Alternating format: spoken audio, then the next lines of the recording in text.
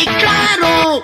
Esa, por lo general, psicológicamente es menos propenso a establecer este tipo de mecanismos viciados o, vamos a decir, se puede decir viciados porque son círculos viciosos, no estamos refiriéndonos a otro término, sino al círculo este de feedback reiterado, que es el que produce un condicionamiento cerebral para que existir una dependencia de odio, digamos, de amor, que es lo contrario, y en este caso de la adicción a sustancias. Esto está establecido que hay una creación de circuitos, incluso neuronales, que se propician por la reiteración de estos mecanismos, es decir, de estos mecanismos sentimentales, que algunos son propios de la respuesta humana y otros, como usted me dijo, condicionados por la sociedad, ¿no? Que es el consumo de sustancias psicoactivas.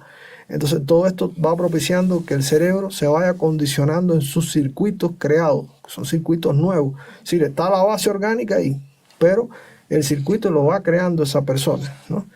Ahora, no todas las personas crean este tipo de mecanismos, este tipo de circuitos. Hay quienes no lo dejan entrar, hay quienes no lo dejan solidificar, hay quienes lo hacen, digamos, variar en su forma de enfrentar la realidad, ¿no? Y se va por otra alternativa que evite ese mecanismo. Entonces, pero si la persona no es capaz de enfrentarlo de manera fuerte, porque no lo puede o porque no tiene la capacidad interna, ese circuito se va a establecer y entonces sí ya incluso va a tener rutas en el cerebro, ¿sí? Va a tener un circuito que va a dominarse sobre todo en los ganglios basales y va a integrarse a las respuestas, digamos, de los centros superiores y por supuesto a la conducta, y va a influir en la conducta humana de una forma absoluta. Así que va a ser dominado por un circuito. Es lo que se reconoce en el vulgo, en la población, como vicio o adicción. Entonces, hay adicciones. Incluso cuando me habló del amor, a veces uno pensando, ¿no? ¿Cómo se puede viciar eso?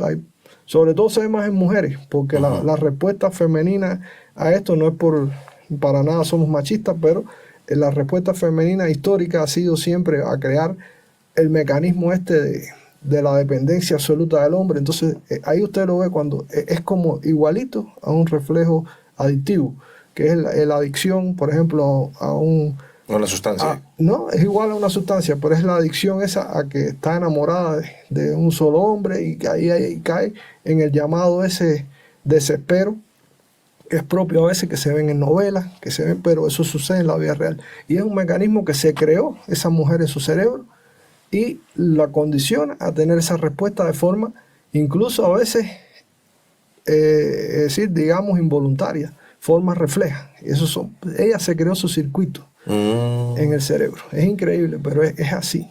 Y esto, tú como neurocirujano, esos circuitos, ¿cómo se ven ahí en el cerebro? Porque ¿cómo tú puedes ver eso? Si hay circuitos que anatómicamente, nosotros le decimos más a los neurocirujanos microanatómicos porque son todavía microplanos, es decir, no solamente está la arquitectura normal que conocemos en la anatomía básica, tanto la población como los médicos generales, que es la conformación por lóbulos y después, es decir, en las porciones, digamos, centrales, subcorticales y corticales, que son las más básicas, pero ya en los planos microanatómicos sí existen disposiciones tanto de la citoarquitectura como de la vasculatura, así que son muy, muy diferentes, incluso en persona a persona hay variaciones anatómicas.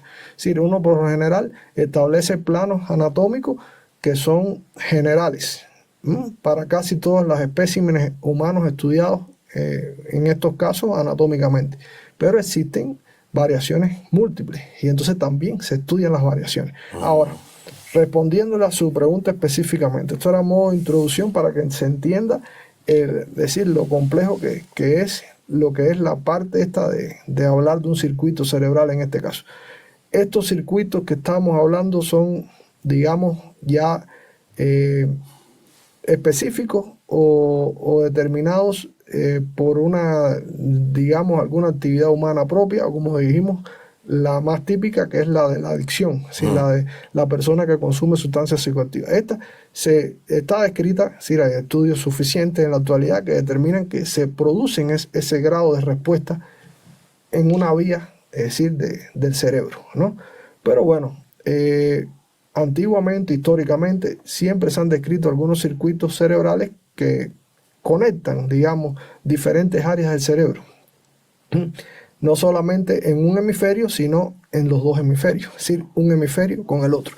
Entonces, cuando esto se plantea, por supuesto que, lógicamente, cada área interconectada produce una influencia sobre la otra área, ¿no? Y viceversa. Entonces, ese es el principio de este tipo de establecimiento de los circuitos. Ahora, estos circuitos incluso, no solo que no se han estudiado bien, sino que no se han generado los suficientes estudios para mapearlos o establecerlos como tal.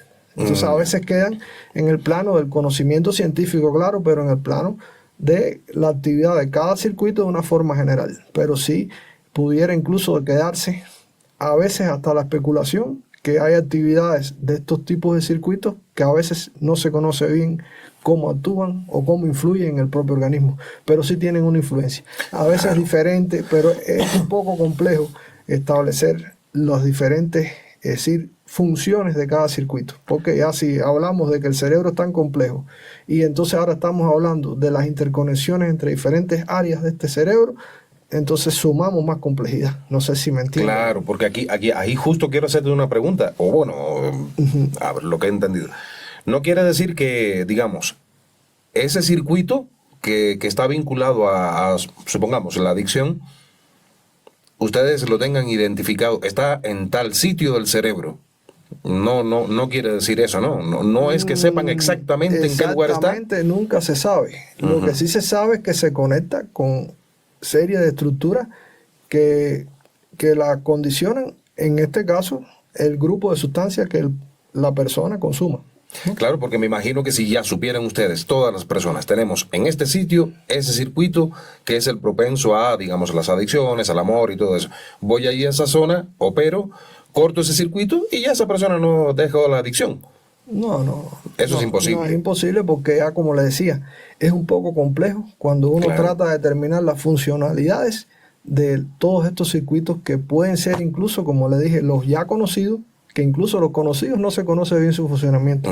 Imagínense entonces los que se crean secundariamente por la actividad social o la actividad de un consumo humano de una sustancia psicoactiva, que sí se sabe que actúa sobre diferentes ganglios basales, es decir, ganglios del cerebro que tienen sobre todo estas funciones que son las determinantes en cuanto a, digamos, sensación de placer, sensación de euforia, de alegría, todo esto que activa esa. Entonces, cuando se activa eso, se van creando después circuitos accesorios que llegan y te hacen lo que es el mecanismo de círculo viciado o de adicción.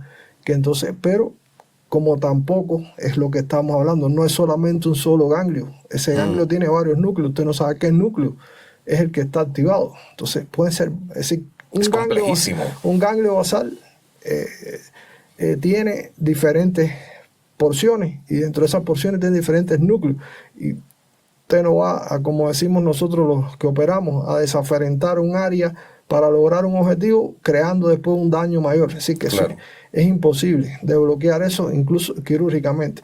Y también electrofisiológicamente, que también se pudiera llegar a, digamos, choquear con estímulos, digamos, fulgurantes o específicos a un área para producir la desaferentación de esa área, en este caso un núcleo sensitivo, un núcleo de estos tipos que producen este tipo de sensación.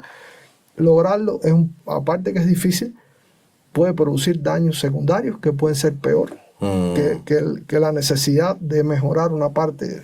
Con esto, antiguamente todo esto se ha salido de lo que es el plano científico, porque ya nada más con la explicación que le doy ya es lógico, ¿no? Claro. No se puede ni únicamente hacerlo en animales, que incluso la protección de animales, la ley de protección de animales está luchando en contra de estas cosas.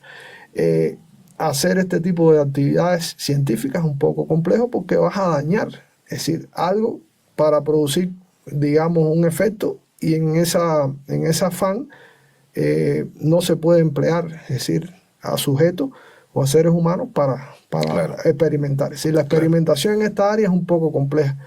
Antiguamente se empleaba, ¿sí? Calvo y claro.